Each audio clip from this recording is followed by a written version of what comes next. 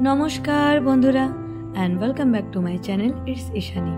बंधुरा माझे किन्तु अनेक दिन ब्लग देवा हयनि, अनेक दिन बोलते प्राय एक सप्ताह देवा हलो ना।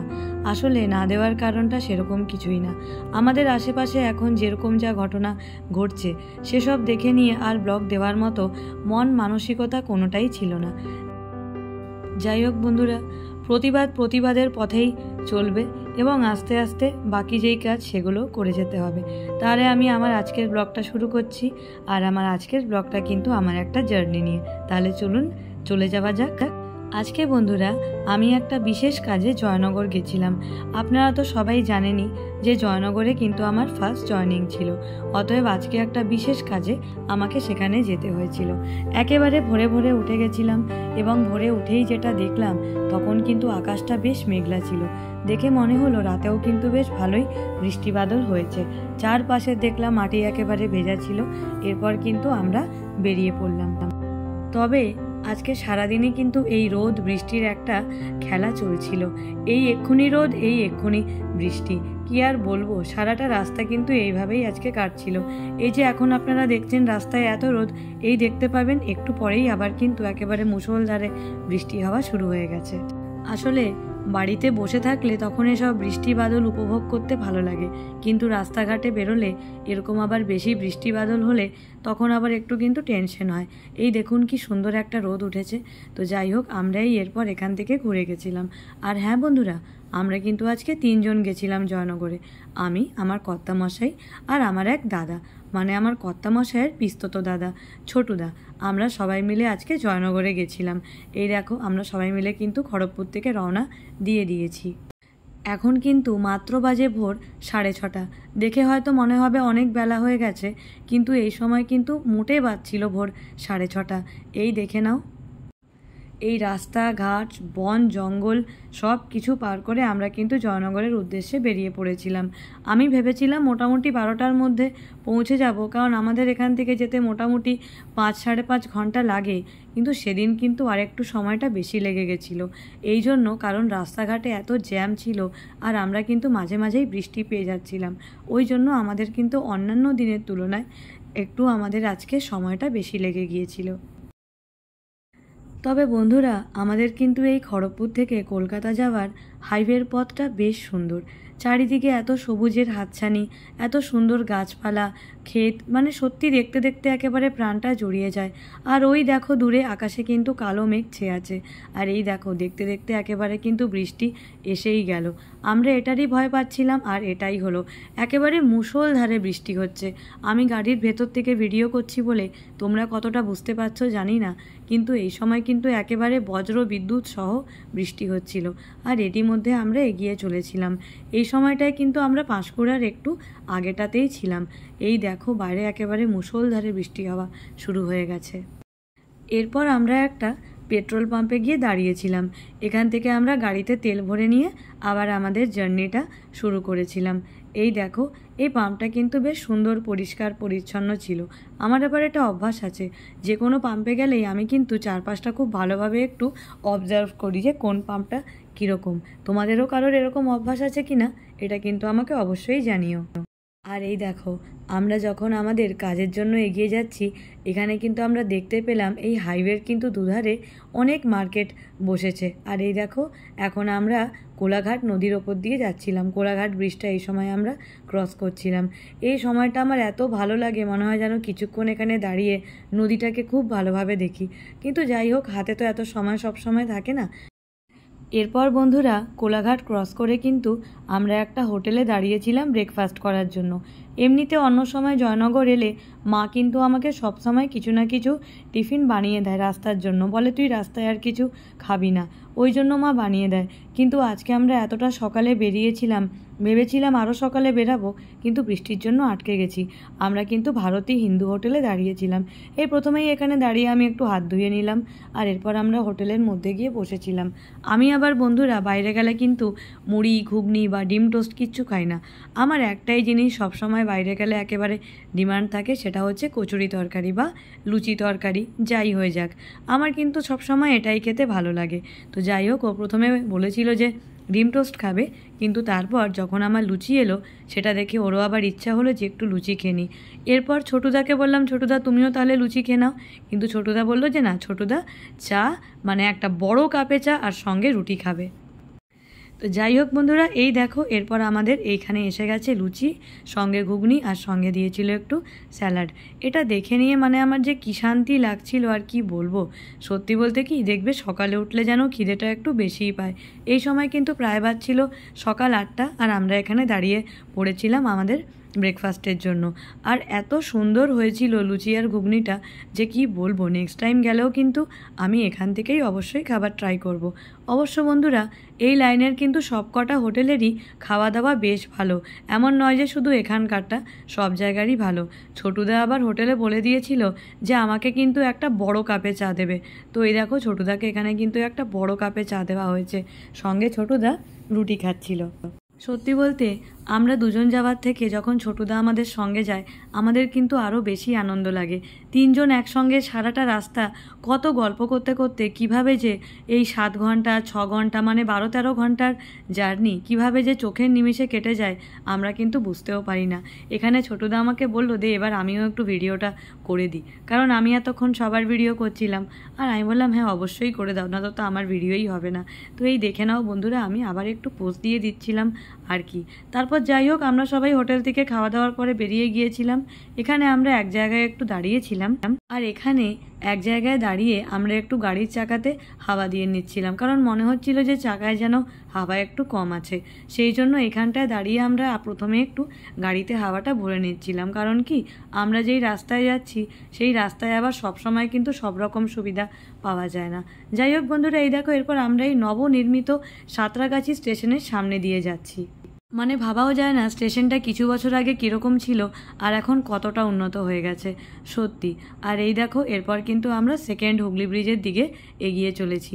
এই ব্রিজটা যখন রিলে দেখি, ভিডিওয়ে দেখি বা অন্য কারোর ব্লগে দেখি আমার যে কি ভালো লাগে কি বলবো। স্পেশালি আরেকটা ভিউ খুব ভালো লাগে যখন এই ব্রিজ থেকে দাঁড়িয়ে রবীন্দ্র সেতু মানে ফার্স্ট হুগলি ব্রিজটাও দেখতে পাই। বন্ধুরা, এই ব্রিজটা নিয়ে কিন্তু ছোটোবেলা থেকে আমার মনে অনেক প্রশ্ন ছিল। যখন বইয়ের পাতায় পড়তাম যে ঝুলন্ত সেতু, ভাবতাম হয়তো এই সেতুটা হয়তো ঝোলে। তখন মনের মধ্যে অনেক প্রশ্ন আসতো যে যেই সেতু ঝোলে সেখান দিয়ে আবার গাড়ি ঘোড়া যায় কি করে। কিন্তু এখন বড় হওয়ার পরে যখন সব ব্যাপারগুলো বুঝেছি সত্যি খুব হাসি পায় যে ছোটোবেলায় কত কী না মনে মনে ভাবতাম। দেখো এত সুন্দর লাগে দেখতে, মানে ভিউটা জাস্ট অসাধারণ লাগে। আমি তো আবার শর্টসের জন্যও কিছু ভিডিও নিয়ে নিয়েছি, যেগুলো কিন্তু তোমরা সবাই খুব পছন্দ করো আমি জানি, আর সেজন্য আমি কিন্তু সেগুলো শর্টসে অবশ্যই দিয়ে থাকি। যেদিন বন্ধুরা জয়নগর যাই সেদিন কিন্তু মনে হয় যেন ছোটোখাটো একটা কোনো ভেকেশনে আছি। সত্যি বলতে জয়নগর যেতে লাগে 6 ঘন্টা, ফিরতেও লাগে 6 ঘন্টা, মানে 12 ঘন্টা। এবার যদি জ্যাম থাকে তখন সময়টা লাগে আরও বেশি। আজকে কিন্তু আমাদের অনেকটা জার্নি হয়ে গেছিলো। আর এই দেখো এরপর আমরা ছিলাম মা ফ্লাইওভারের ওপর। এই দেখে নাও, এই ফ্লাইওভার দিয়ে কিন্তু সাইডে যে এত সুন্দর সুন্দর বিল্ডিংস আছে এগুলো কিন্তু আমার ভিডিও করতে বেশ ভালো লাগে। সত্যি বলতে এখান দিয়ে এতবার এসছি গেছি, কিন্তু এখনও যখন আসি যাই সত্যি দেখলে খুব অবাক লাগে। যাই হোক বন্ধুরা, এরপর আমরা জয়নগরে পৌঁছে গেছিলাম। আমার ওখানে যেই অফিসিয়াল কাজটা ছিল সেটা সেরে নিয়ে আমরা অবশ্যই শ্রী রামকৃষ্ণ আশ্রমে, যেটা নিমপিটে আছে, সেখানে আমরা সবাই মিলে একটু ঘুরতে গিয়েছিলাম। যারা জয়নগর ঘুরতে আসে তারা সবাই এখানে এসে এই আশ্রমে আসবে না এটা কিন্তু একেবারে ইম্পসিবল ব্যাপার। এই আশ্রমটা এত সুন্দর, এত শান্ত, এত স্নিগ্ধ এখানকার পরিবেশ, যেখানে এলে কিন্তু বেশ ভালো লাগে। তবে এই ভিডিওটা কিন্তু আমি করছি না, এই ভিডিওটা কিন্তু ছোটুদা করছে। তো এই দেখে নাও কি সুন্দর লাগছে দেখতে। এর আগের বারও যখন এখানে এসেছিলাম তখনও কিন্তু এখানে এসে ভিডিও করেছিলাম। আর এই সময় এখানে কিন্তু ভোগ খাওয়ানো হয়। একবার ভাবছিলাম 3 জনে মিলে দুপুরে গিয়ে ওখানে ভোগ খেয়ে নেব, কিন্তু যেহেতু আগে থেকে কুপন লেখানো ছিল না তাই আর আমরা এখানে আজকে ঢুকলাম না। আর এই দেখো এটা হচ্ছে একদম আশ্রমের উল্টো দিকের রাস্তাটা। এই রাস্তা দিয়ে এক সময় কত আসতাম যেতাম, একটা চেনা রাস্তা ছিল, কিন্তু এখন এই চেনা রাস্তাটাও যেন খুব অচেনা লাগে। যেরকম হয় যে অনেক দিন কোথাও না আসলে গেলে তখন কিন্তু একটা চেনা জিনিসও খুব অচেনা লাগে, তাই না? কথায় বলে আমরা যে যেখানে বড় হই, যে যেই পরিবেশে বড় হই, আমরা যে যেখানেই থাকি, দেশে থাকি বিদেশে থাকি, সেই পরিবেশটা কিন্তু সহজে ভোলা যায় না। আর আমরা যে যেখানে প্রথম জয়েনিং করি সেই জায়গার সাথে একটা কিন্তু আলাদা টান থাকে। এই টানটাই কিন্তু আমার জয়নগরের সঙ্গে বরাবর মনে হয় থেকে যাবে, কোনো দিনই হয়তো কমার নয়।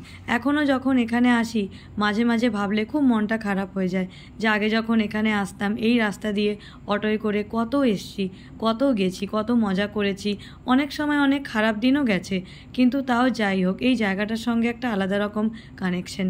কোনো দিন ভাবতে পারিনি যে খড়গপুরে থেকে জয়নগরে কাজ করতে আসবো, সত্যি ভাবতে পারিনি। কিন্তু যাই হোক চাকরি সূত্রে সবাইকে অনেককে অনেক জায়গাতেই থাকতে হয়, আমিও ছিলাম। তো যাই হোক, দেখো এখানে আমার কর্তামশাই চিপস খেয়ে নিচ্ছে, দুটো লেসের প্যাকেট কিনেছিল আর আমাকেও সঙ্গে একটা একটা করে চিপস দিচ্ছে। আমার এই সময় একেবারেই কিন্তু চিপস খেতে ইচ্ছা করছিল না, তাই আমি একটা বাপুজি কেক খেয়েছিলাম, যেটা কিন্তু আমার কাছে যে কোনো পেস্ট্রির থেকেও অনেক বেশি টেস্টি বলে মনে হয়। ছোটোবেলা থেকেই আমি কিন্তু বাপুজি কেকটা খেতে আবার ভীষণ ভালোবাসি।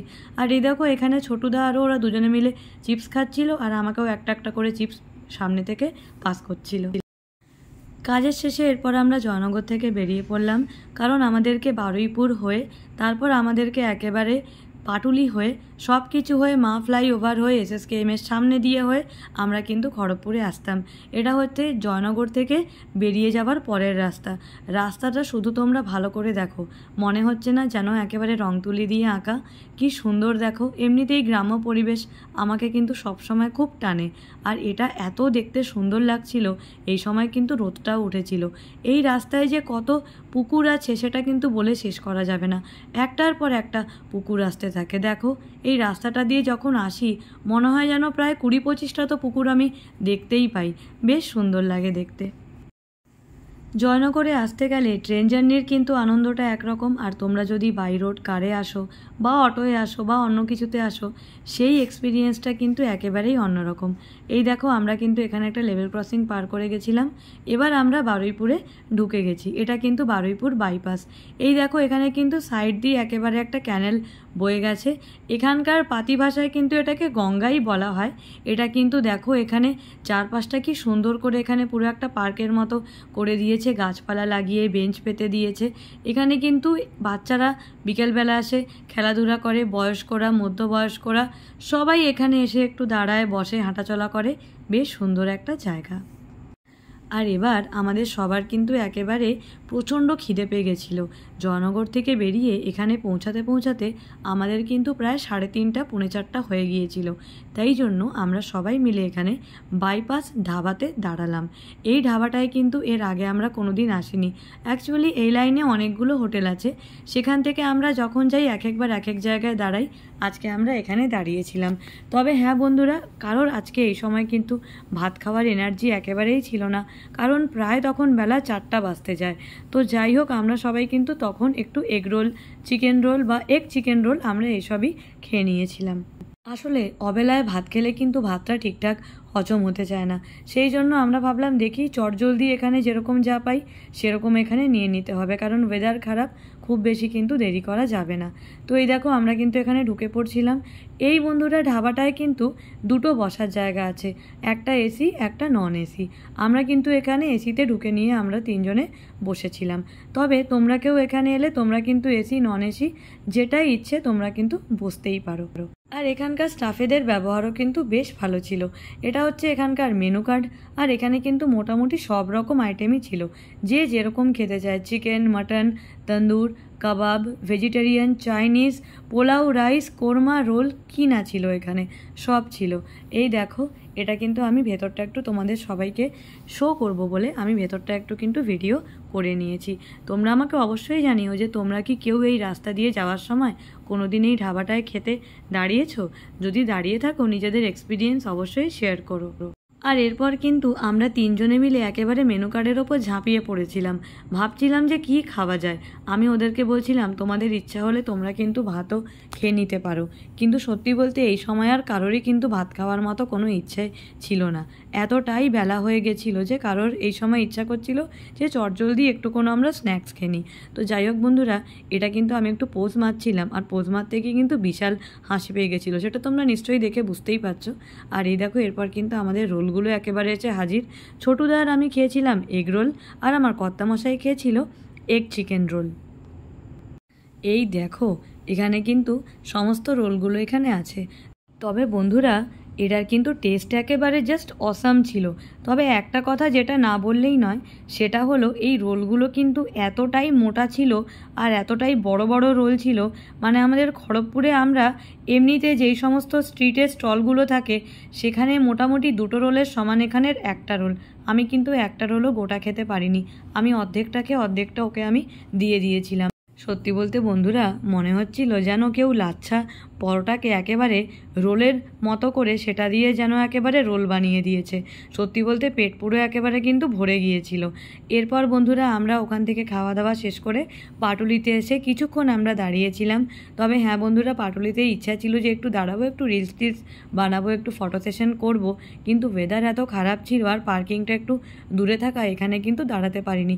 তাই একদম ছোটদাকে বলছিলাম একদম গাড়িটা আস্তে আস্তে চালিয়ে নাও, যাতে আমরা এই সৌন্দর্যটা একটু দু চোখ ভরে উপভোগ করতে করতে যেতে পারি। তো এই দেখে নাও বন্ধুরা, এখানে কিন্তু পাটুলির সামনে দিয়ে আমরা যাচ্ছিলাম। তবে হ্যাঁ, এরপর কিন্তু একেবারে ভেবেই নিয়েছি এরপর পার্কিং দূরে থাকুক আর যাই হোক, একদিন এখানে এসে কিন্তু বেশ কিছুটা সময় কাটিয়ে যাব, অনেক দিনের ইচ্ছা।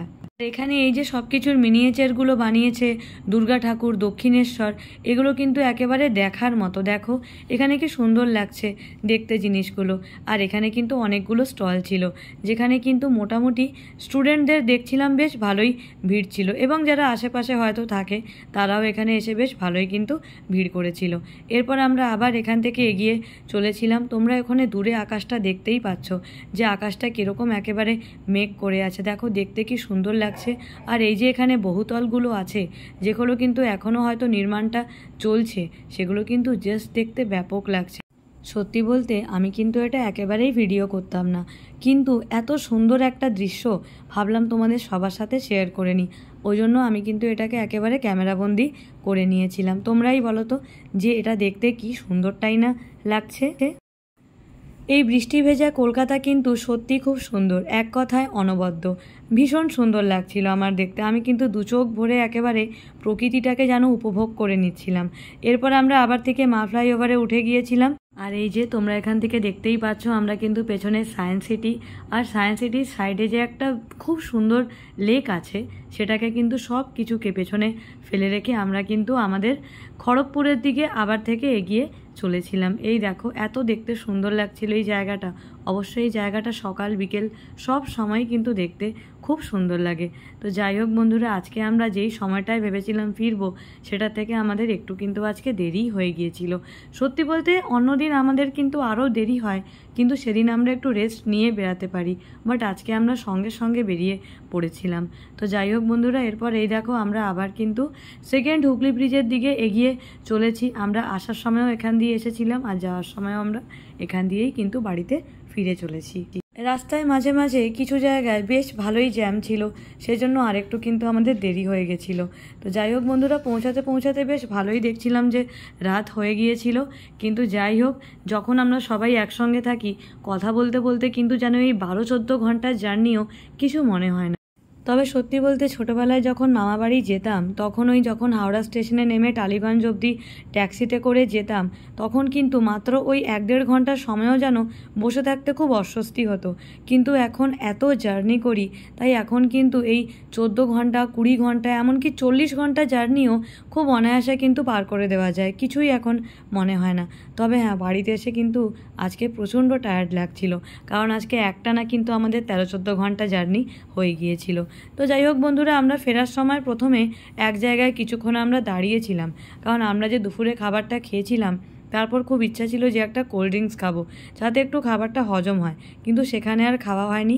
তাই একটু এগিয়ে এসে এক জায়গায় দাঁড়িয়ে একটু কোল্ড ড্রিঙ্কস খাচ্ছিলাম। এটা এমনি একটা চলতি দোকান, এখানে আমরা দাঁড়িয়েছিলাম, ছোটদা এখানে চা খেয়ে নিচ্ছিল আর ও আর আমি কিন্তু কোল্ড ড্রিঙ্কস খাচ্ছিলাম। এই দেখো একটা মোটামুটি কোল্ড ড্রিঙ্কসের অর্ধেকটাকে প্রথমে খেতে পারিনি, ওকে একটু দিয়েছিলাম টেস্ট করার জন্য, দেখলাম ও অর্ধেকটা খেতে গিয়ে পুরোটাই খেয়ে নিয়েছে। আমি বললাম তাহলে আমাকে আরেকটা এনে দাও, দিয়ে আরেকটা থেকেও আমি অর্ধেকটা খেয়েছি, আবারও অর্ধেকটা খেয়ে নিল। তো যাই হোক, এখানে মোটামুটি দেখছিলাম আমাদের মতো অনেকেই কিন্তু ফেরার সময় এখানে দাঁড়াচ্ছিল। মোটামুটি যে যা অর্ডার করছিল স্ন্যাক্স আইটেম সবই কিন্তু মোটামুটি চটজলদি এখানে পাওয়া যাচ্ছিল, তাই এখানে অনেকেই কিন্তু দাঁড়িয়ে নিয়ে একটু রেস্ট করে নিচ্ছিল। মোটামুটি এবার বন্ধুরা আমার এই ব্লগটা কিন্তু শেষের দিকে আছে। বলতে পারি একটা কথা বন্ধুরা, এই জয়নগরটা নিয়ে আমার কিন্তু অনেক স্মৃতি জড়িয়ে আছে, অনেকই স্মৃতি। সত্যি বলতে যখনই এখানে যাই আমার মনটা ভীষণ খারাপ হয়ে যায়, মনে হয় আর তো কোনো দিন সেই দিনগুলো ফিরে পাবো না, যখন আমি আর আমার কিছু কলিগস আমরা সবাই যখন অটো জার্নি করতাম। সত্যি বলতে আমার কিন্তু যেতে লাগতো 2.5 ঘন্টা, ফিরতে লাগতো 2.5 ঘন্টা, ডেলি 5 ঘন্টা করে জার্নি করতাম। কিন্তু তার মধ্যেও যে কি আনন্দটাই না ছিল সেটা কিন্তু সত্যি বলার নয়। কিন্তু যাই হোক বন্ধুরা, জীবনে সবসময় এগিয়ে যেতে হয়, কিন্তু পিছনে ফিরে তাকালে যেন আমাদের কাছে কিছু ভালো স্মৃতি থাকে।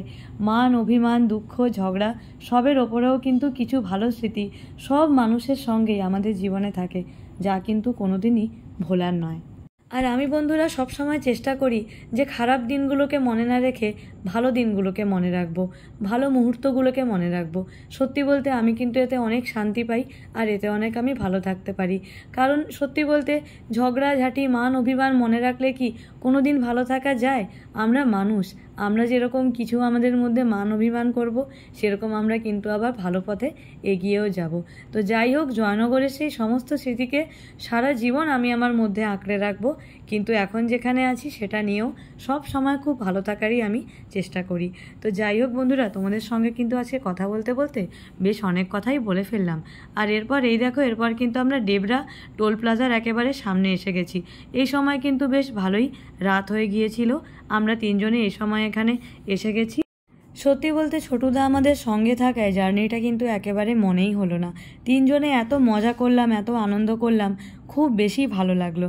তাহলে বন্ধুরা, আমার আজকের এই ব্লগটা আমি এখানেই শেষ করলাম। তোমরা সবাই খুব ভালো থেকো, সুস্থ থেকো, আর চেষ্টা করবো এরপর থেকে যেন আমি আগের মতো রেগুলার বেসিসে ব্লগ দিতে পারি।